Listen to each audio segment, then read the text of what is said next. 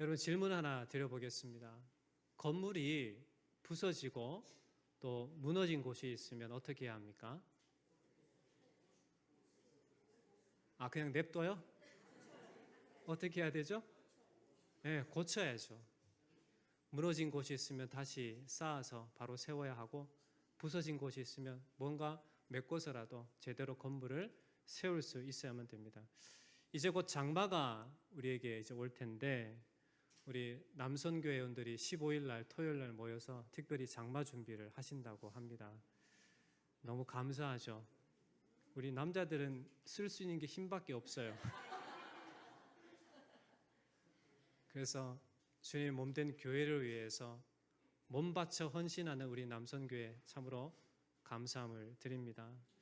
그렇다면 이렇게 남선교회들이 힘쓰면서 교회를 보수하고, 또 우리가 조금 전에 말씀드린 대로 무너진 곳이 있으면 다시 쌓고 부서진 곳이 있으면 다시 메꿔야 되는 그런 필요가 있게 되는 이유가 무엇입니까? 그렇게 하지 않으면 건물이 무너질 수 있기 때문에 그렇습니다. 그래서 장마를 대비할 때도 많은 비로 인해서 피해를 당하지 않도록 하기 위해서 미리 준비하는 것이 필요합니다. 그래서 막힌 곳을 뚫어야 되고, 그래서 빗물이 잘 배수될 수 있도록 해야 되고, 반대로 또 막힌 곳이 있다면, 뚫린 곳이 있다면 비가 막 들이치는 것을 막기 위해서는 또 그것을 막아야 하는 것이 필요합니다. 이렇게 보수해야 비로부터 우리를 안전하게 지킬 수 있고 건물을 지킬 수가 있게 됩니다. 이러한 작업이 건물뿐이겠습니까? 우리 인생도 마찬가지입니다. 우리의 삶에 있어서 무너진 곳이 어디이고 또 깨어진 것이 어디인지를 자세히 살펴 점검하는 것이 참으로 필요합니다. 특별히 하나님의 사람으로, 믿음의 사람으로 살아갈 때 보수해야 될 것이 무엇인가를 살펴보는 것은 우리 인생에 매일같이 점검해야 될 참으로 중요한 일이 된다라는 겁니다. 여러분, 지금 하나님과의 관계가 어떠합니까? 늘 하나님과 소통하고 깊은 교제함 가운데 있는가 여러분 점검하셔야만 됩니다.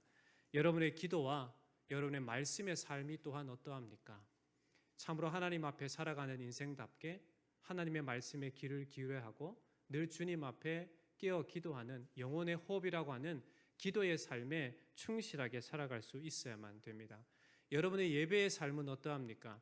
우리가 살아있든지 죽어있든지 우리가 어떠한 상태에 있든지 항상 하나님을 예배하는 자만이 진짜 살아있는 영혼인 줄 믿습니다.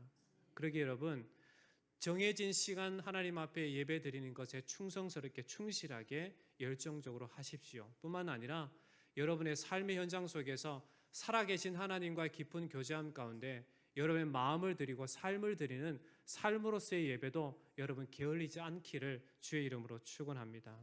왜 그렇게 해야 될까요? 그것만이 우리가 진짜 살아일 수 있는, 살 수 있는 유일한 길이 되기 때문에 그렇습니다. 그렇게 만약에 하지 않으면 어떻게 될까요? 어느 순간 우리의 믿음은 무너질 수밖에 없습니다. 특별히 마지막 때라고 하는 주님의 오심을 예비하고 준비하며 살아가는 우리 모든 신자들에게 항상 깨어있고 겸비되어 있음은 당연한 일입니다.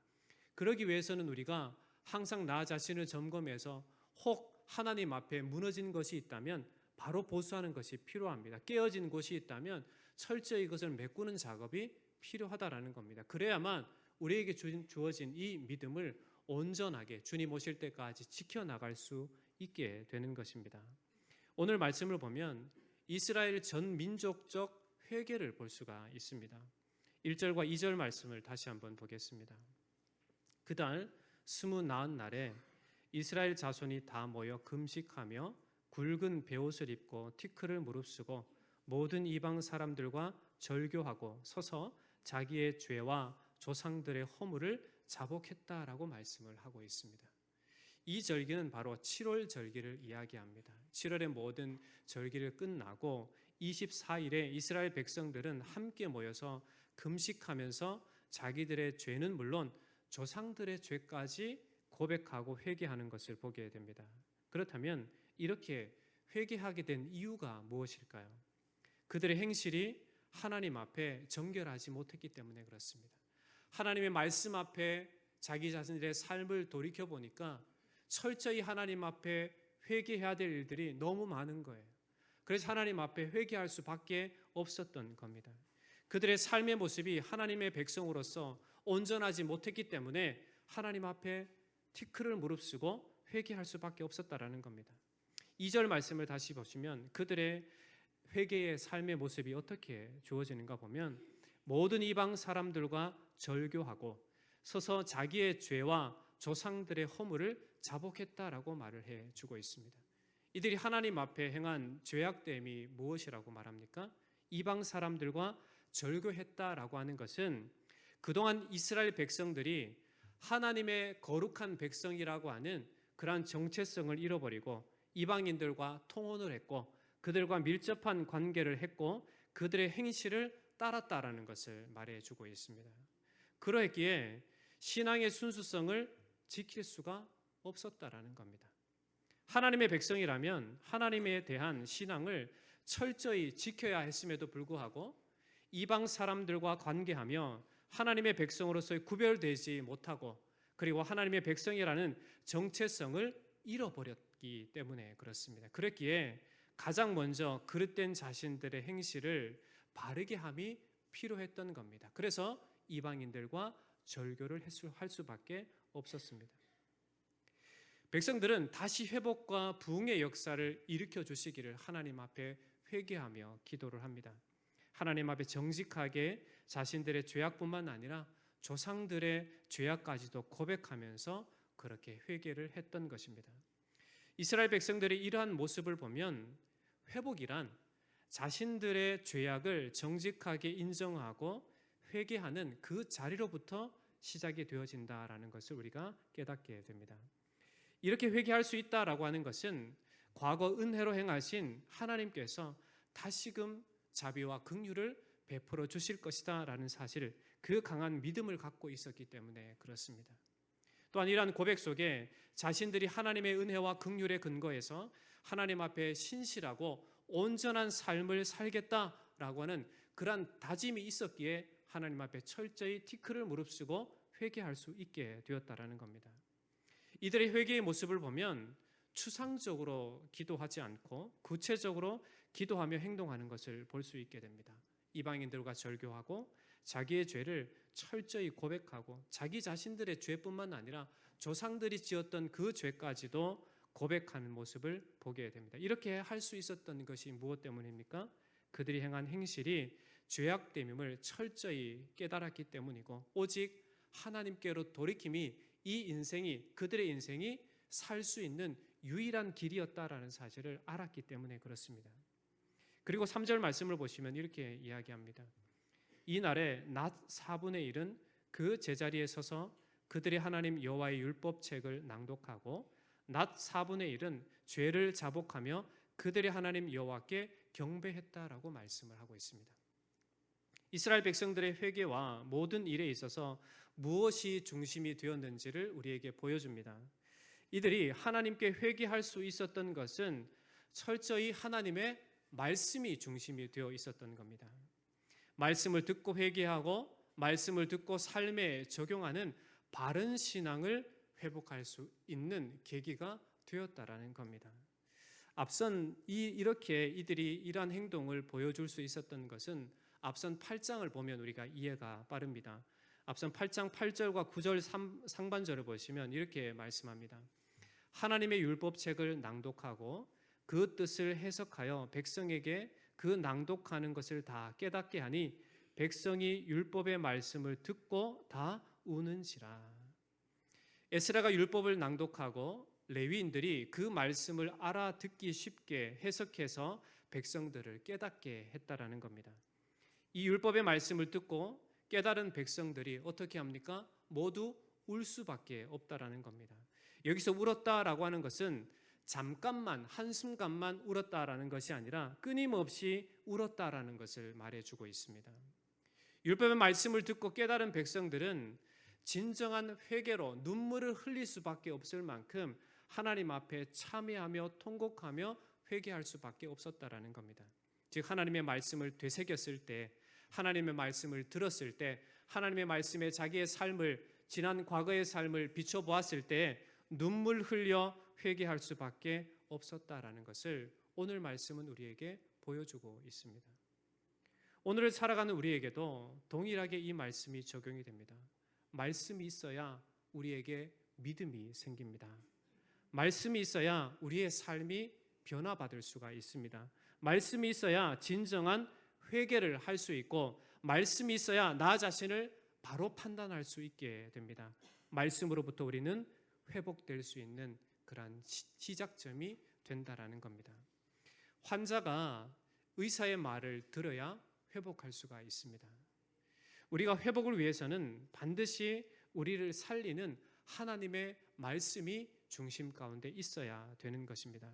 여러분, 구약을 보면 하나님께서 선지자들을 백성들에게 많이 보내셨음을 우리가 봅니다. 구약의 선지자들의 외침이 무엇이었습니까? 하나님의 말씀을 들으라는 겁니다. 하나님께서 백성들에게 하시는 말씀을 들으라라고 하는 것이 선지자들의 외침이었습니다. 구약 성경에 나오는 모든 선지자들의 외침은 누구의 말입니까? 자기 자신의, 즉 선지자의 말이 아닙니다. 하나님께서 선지자들을 통해서 백성들에게 하시는 말씀이 바로 그들에게 주어진 말씀이었다라는 겁니다. 하나님 말씀을 대언한 자들이 바로 선지자였기에 그들은 하나님께서 말씀하시는 말씀을 대언할 수밖에 없었던 겁니다. 그들이 외치는 말씀이 무엇입니까? 서두에는 항상 이런 말이 전제합니다. 여호와의 말씀이더라. 여호와의 말씀이 내게 임하여 이르시되 라고 하면서 하나님께서 백성들에게 주고자 하는, 말씀하시고자 하는 말씀이 무엇인지를 선포하게 하셨다라는 겁니다. 수없이 많은 하나님의 말씀이 선지자들을 통해서 선포되어짐을 우리는 구약에서 충분하게 살펴볼 수 있게 됩니다. 신약에 이르러서는 어떻게 합니까? 예수 그리스도의 성육신하심이 역시 하나님의 약속의 말씀이 이루어졌다라는 사실을 보게 됩니다. 하나님의 말씀이 육신이 되셔서 친히 우리 가운데 오셨다라는 것은 성경이 우리에게 분명하게 하는 말씀입니다. 예수님은 하나님의 구원의 섭리, 그것에 철저히 순종하심으로 하나님 아버지의 말씀대로 순종하며 행하신 것입니다. 예수님의 성육신과 십자가는 하나님의 뜻, 하나님의 말씀을 이루기 위함이었다라는 겁니다. 마태복음 26장 39절에 보면 예수님께서 겟세마네 기도에 이렇게 말씀하십니다. 조금 나아가서 얼굴을 땅에 대시고 엎드려 기도하여 이르시되 내 아버지여 만일 할만하시거든 이 잔을 내게서 지나가게 하옵소서. 그러나 나의 원대로 마시옵고 아버지의 원대로 하옵소서. 왜 하나님께서 인간에게 말씀을 하셨을까요? 왜 선지자들을 통해서 하나님의 말씀을 선포하게 하셨을까요? 왜 하나님이신데 말씀이 육신이 되셔서 이 땅 가운데 오셔야만 되었을까요? 그것은 무엇 때문입니까? 우리를 살리기 위함이었습니다. 오늘 살아가는 우리에게 하나님의 말씀이 반드시 들려져야만 합니다. 그래야만 우리가 살 수 있습니다. 성경 66권은 우리에게 분명하게 너무나도 확실하게 말씀하시는 하나님의 말씀입니다. 그러므로 우리는 하나님의 말씀을 들을 수 있어야만 됩니다. 하나님의 분명한 우리를 향한 메시지를 들을 수 있어야만 된다라는 겁니다. 왜냐하면 그래야 우리가 살 수 있기 때문입니다. 말씀이 아니면 우리는 결코 살아갈 수 없습니다. 이 시대에 우리에게 가장 필요한 것은 말씀으로 돌아가는 것이고, 말씀을 듣고 진정으로 하나님 앞에 우리의 마음을, 우리의 삶을 돌이켜 회개하는 것입니다. 여러분, 인생이 범죄함의 이유가 무엇입니까? 무엇 때문에 범죄하게 됩니까? 하나님이 주인이 아니라 자기가 주인이 되기 때문에 그렇습니다. 인류의 시조 아담과 하와가 범죄하게 된 계기는 자기가 주인이 되고자 함이었습니다. 하나님의 말씀은 분명하게 그들에게 선포되어졌습니다. 뭐라고 선포하십니까? 창세기 2장 17절에 보면 선악을 알게 하는 나무의 열매는 먹지 말라. 내가 먹는 날에는 반드시 죽으리라 하시니라. 이렇게 하나님께서 분명히 아담과 하와에게 말씀을 하셨습니다. 하나님의 분명한 이 명령이 주어졌음에도 아담과 하와가 보여준 모습은 무엇입니까? 하나님의 말씀을 기억하기보다 마귀 사탄의 유혹을 따르게 됩니다. 마귀 사탄이 어떻게 유혹을 합니까? 창세기 3장 5절에 보면 너희가 그것을 먹는 날에는 너희 눈이 밝아져 하나님과 같이 되어 선악을 알 줄을 하나님이 아심이니라. 이러한 유혹 앞에 철저히 하나님의 말씀을 기억하고 자신이 지켜나가야 할 생명의 길을 걸어가야만 했습니다. 그러나 아담과 하와는 자신이 보기에 좋은 대로 선악과를 먹고 말았던 겁니다. 구약 이스라엘 백성들의 타락의 원인이 무엇입니까? 이 역시 자기 보기 좋은 대로 자기의 소견대로 행했다라는 겁니다. 그것을 사사기에는 잘 묘사해주고 있습니다. 그때의 왕이 없으므로 사람들이 자기 소견에 옳은 대로 행하였더라. 인간은 자기의 소견에 옳은 대로 살아서는 안 되는 존재입니다. 왜냐하면 역사가 그것을 잘 보여주기 때문에 그렇습니다. 자기가 하고 싶은 대로 한다라고 하는 것은 철저히 하나님의 뜻을 벗어나고자 하며 죄악으로 달려가고자 함입니다. 그러므로 우리가 인생을 살아갈 때 내 뜻대로 사는 인생이 아니라 하나님의 말씀을 쫓아 살아가는 것이 우리의 인생의 삶이 돼야 된다라는 것을 우리는 분명히 알고 살아갈 수 있어야만 됩니다. 우리는 하나님을 떠나서는 결코 살 수 없는 존재입니다. 하나님 없이 살고자 함은 그 자체가 이미 타락한 것이요 바로 죄를 쫓아 살아가는 인생일 뿐이다라는 것입니다. 그러므로 우리는 항상 깨어 있어서 주님 없이 살 수 없는 존재임을 날마다 고백할 수 있어야만 됩니다. 날마다 하나님을 의지하는 삶을 살아가야만 합니다. 날마다 하나님 선포되어진 그 말씀을 가까이 함으로 하나님의 말씀에 그 음성에 귀를 기울이고 그 뜻을 쫓아 살아갈 수 있어야만 되는 것입니다. 그런데 여러분, 세상은 그렇게 우리를 가만히 둡니까? 결코 그렇지 않습니다. 아담과 하와를 유혹했던 그 사탄은 오늘 이 시대에도 우리를 유혹합니다.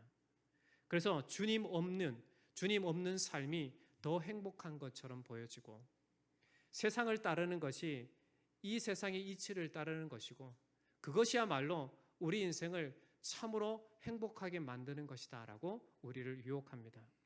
세상은 우리의 생각을 가로막아서 옳고 그름을 판단하지 못하도록 우리의 생각을 단순하게 만들어 갑니다. 여러분 핸드폰 좋아하시죠? 우리 새갈리 교회 성도들은 항상 기도와 말씀만 좋아하십니다. 우리가 자주 하는 게 너무 가까이 있는 것이 핸드폰입니다. 근데 핸드폰에 보면 여러분 그 쇼츠라고 매우 짧게 5초, 10초 내에 계속 보여주는 게 있습니다. 그것에 대해서 이제 요즘 사람들이 좀 민감하게 반응하기 시작했는데 여러분 그것을 계속 보면 어떻게 될까요? 사람이 바보가 됩니다. 여러분 명심하십시오. 여러분 핸드폰에 계속 집중하는 인생을 살면 여러분은 멍청이가 됩니다. 리얼하게 표현하면 바보 멍텅구리가 되는 거예요. 여러분 세상은 이렇게 우리를 단순하게 만듭니다. 그래서 뭐를 따르게 하죠? 보여지는 대로, 느껴지는 대로 그렇게 살아가도록 우리를 이끌어가는 거예요. 여러분 이러한 세상의 어떤 물정을 잘 알고 깨어서 우리가 대비할 수 있어야만 됩니다. 그렇게 살아갈 때 우리는 항상 생각하며 살아가야만 합니다. 나의 정체성이 무언가, 내가 오늘을 살아갈 때 어떻게 살아가야 하는가, 무엇을 통해서 우리가 진리를 찾을 수 있는가, 내가 무엇을 따라 살아가는 인생이 되어야 되는가에 대한 그 질문을 항상 던지면서 어디로 집중해야 되죠? 하나님의 말씀에 집중할 수 있어야만 됩니다. 여러분 핸드폰에 집중하면 안 됩니다. 사람에게 집중하면 안 됩니다. 세상의 가치에 집중하면 안 됩니다. 어디에 집중해야 될까요? 하나님의 말씀에 집중할 수 있어야만 됩니다. 세상은 우리의 육체적인 쾌락에 반응하도록 그렇게 만듭니다. 그냥 주어지는 것을 느껴라. 그냥 세상이 가는 그 방향으로 따라가라 라고 단순하게 우리를 만듭니다. 그래서 결과적으로 어떻게 됩니까? 세상이 이끄는 대로 가도록 만드는 것이 바로 세상의 가치요 사단의 속임수입니다. 세상은 육체적 자극에 참으로 민감하게 반응하게 합니다. 어떻게 민감합니까? 나 자신을 행복하게 하고 즐겁게 하는 데만 육체적인 즐거움만을 쫓도록 그렇게 만듭니다. 생각하지 못하게 하고 단순하게 반응하게 하는 것이 세상이 추구하고자 하는, 우리를 유혹하고자 하는 것이 됩니다. 진리의 기준이 없이 자기가 기준이 되고 세상이 추구하는 기준이 삶의 기준이 되도록 만들어가는 것이 세상이 우리에게 주고자 하는 것입니다. 그렇다면 어떻게 됩니까? 우리는 철저히 반대의 삶을 살아가야만 합니다. 세상이 추구하는 방향이 아니라 말씀이 우리에게 제시하는 그 삶의 방향으로 나갈 수 있어야 되는 겁니다. 성경은 인생이 추구해야 될 것이 무엇인지를 분명하게 말씀해 주고 있습니다. 인생에게 생명의 길이 무엇인지를 분명하게 말씀해 주고 있습니다. 삶을 살아갈 때 어떻게 살아가야 하는지를 분명하게 말씀해 주고 있습니다. 우리는 바로 이러한 생명의 말씀을 따라 살아갈 수 있어야 되는 겁니다. 오늘 말씀에서 이스라엘 백성들이 전 민족적으로 회개할 수 있었던 것은 하나님의 말씀이 바탕이 되었기 때문에 그렇습니다. 하나님의 말씀을 해석해서 선포되어지는 말씀을 듣고 그 말씀을 해석해서 들으니까 지금까지의 자신들의 삶이 하나님 앞에 얼마나 범죄했고 잘못 살아왔는지를 깨달았던 겁니다. 그렇기에 철저히 회복할 수 있는 회개의 길로 갈 수 있었다라는 겁니다. 그러므로 우리도 역시 이 땅을 살아갈 때 하나님의 말씀의 바탕에서 하나님 앞에로 돌이키고 회개할 수 있는 인생이 되어야 될 줄 믿습니다. 여러분, 여러분의 지금 현재의 삶을 잘 점검하셔야만 됩니다. 그래서 진짜 내가 믿음을 가진 자로서 나의 삶을 제대로 살아가고 있는가? 내 삶의 현장 속에서 믿음의 삶을 살아가는 하나님의 자녀로 부르심을 받았는데 혹 무너져 있는 곳이 있지 않는가? 부서져 있는 곳이 있지 않는가를 철저히 살펴서 진짜 하나님을 믿는 사람으로서 올곧게 우리 하나님이 원하시는 정체성을 가지고 거룩한 하나님의 자녀로 살아갈 수 있어야 된다는 겁니다. 그것의 기초가 무엇입니까? 말씀으로 돌이키는 겁니다. 그리고 말씀 앞에 나 자신을 점검하고 하나님 앞에 회개할 수 있어야 되는 겁니다.